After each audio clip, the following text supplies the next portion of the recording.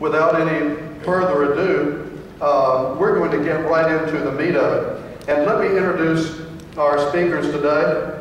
I'm excited to have them with us, and I put them on the board here in order of how I'm going to introduce them. So, for example, we have Boris here to my left and Scott on the end. So you can use this throughout the session if you want to direct questions to a particular individual. So I'm delighted to have Boris here. He's the Vice President of Connect Golf in Ontario. He's a graduate of the University of Western Ontario. He's had a varied background in a variety of different businesses. He's traveled extensively. He's learned a lot in a lot of different areas. He's been here since 1999 as a position of General Manager at Lionhead Golf Club. And he's the Vice President of the Canal Group Companies and head of their golf division. He's helped grow his company from 3 to 7 to a 7th property that's currently in development. And as we go through this, each person is going to have 3 minutes to really talk about their best shot of what they feel about third parties before we open it up to the audience. So I'll introduce people in the order that they come. So Boris, take it away. This is fun. Thank you for having me here. It's a pleasure being here. I think maybe the reason that I'm here is I oversee a multi-course group all in the same area at different price points. And we probably are the largest dealer for GolfNow rounds in the country. We are a new user when it comes to, I'm going to say GolfNow, but you can think third party when I say GolfNow. Last September we thought, well, you know what, let's just give it a try. And we found that we put through a lot of rounds and didn't give up all that much. Our main worry was control. How do we control our rounds? We don't want people out there setting rates, et cetera, et cetera. They don't. We found that we actually control the rates. You have a default at a certain time. It goes to a default rate. There is one caveat to that. There is what's called a red flag time, and that's a tee time that they can sell at their own rates. And we were worried about that. We're not worried about it anymore because we found that they're not going to undercut the rates that you put up there because they're trying to maintain a good relationship with us. They don't want to lose us as a customer, so they're not going to be undercutting. There's been lots of times when we've had red flag days, red flag times not sell, and yet times that we put up around that time have sold. So the control really is yours. It takes a lot of management. We have found that going into this season, the first few months, our average rates were much lower than we were hoping they would be. Gradually learned that, you know what, we don't have to discount significantly to get some traffic through the golf courses. You know, 7 days out, you've got maybe a 5% discount. 4 days out, maybe a 10% discount. And then, but what we've really found is day of.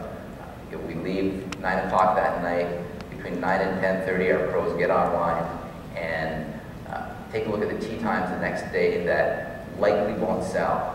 And they'll post them, and it's amazing how many of those times sell for the next morning or that morning for times in the afternoon. Or you look at a threesome, you say, yeah, I've got a single time that I want to put up there, and you sell that at a discounted rate. We've had a lot of volume. Overall, our average rate's down, but our play is up. And there's been some spin-offs on food and beverage revenues. It's been generally positive. I would love to go back 15 years ago when everyone had one rate and there was 2/3 of the golf courses. It was pretty easy back then, but we're not going back there. We are moving forward, so this is what we have to do. Thank you, Boris. Jeff Foster is the Senior Vice President of New Media Sales. He's been with the Golf Channel for over 14 years in a variety of positions. His responsibility now is for all relevant functions of Golf Channel's new media business, including the GolfNow. It's the largest, America's largest tee time business. He's associated with over 400 travel URLs. He also is active in promotion of the game through golf leagues and the Golf Channel Amateur Tour.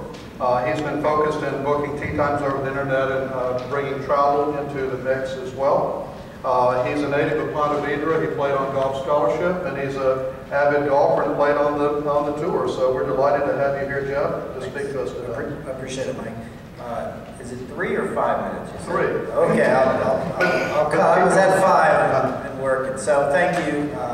Mike, Jeff for inviting me here. We're excited to talk about this topic. We feel like there's definitely a lot of information left and right about the topic, and hopefully we can clear some of it up. And Boris, I think, just helped do that, some of it right there. One quick story that I want to talk about, Golf Channel and the Canadian golf fan. We, at the Golf Channel, been there, like I said, pretty much since the beginning. The Canadian golfer, when we run a promotion, a sweepstakes, anything we post a 1-800 number on call-in show, the amount of penetration that comes from this Canadian audience is really overwhelming down there. We joke about it a lot, but we really appreciate the support you've given the Golf Channel. We're hoping we're going to be able to come up here and make a difference in a lot of folks' businesses like we have with Boris. But really, I'm going to answer two questions while I have my time. One is, why is the Golf Channel on the stage in the first place? What are we doing in this great debate?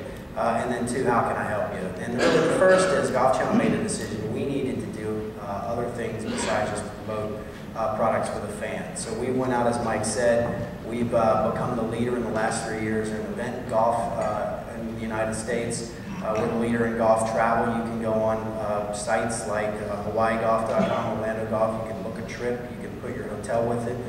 So we've been able to bring rounds and revenue to our golf course partners through those. We're the leader in golf instruction. We've got 2,000 videos. We've got an iTunes for GolfNow. We're going to have a local product for golf professionals where folks can book their lessons online, which we think will get people to golf courses and create rounds for you. And then finally, we are the largest tee time booker in North America, but much more than tee times. We have services we offer, such as we build websites for folks, we have booking engines, database tools, we bring events, travel products, much more than what I think is defined sometimes as a third-party reseller. The key thing, though, the key takeaway here is I can sit here and talk about how great we are and our stats, 97% retention rate, 92% of our customers right now are at will. They're not under an agreement. They can leave any day they want.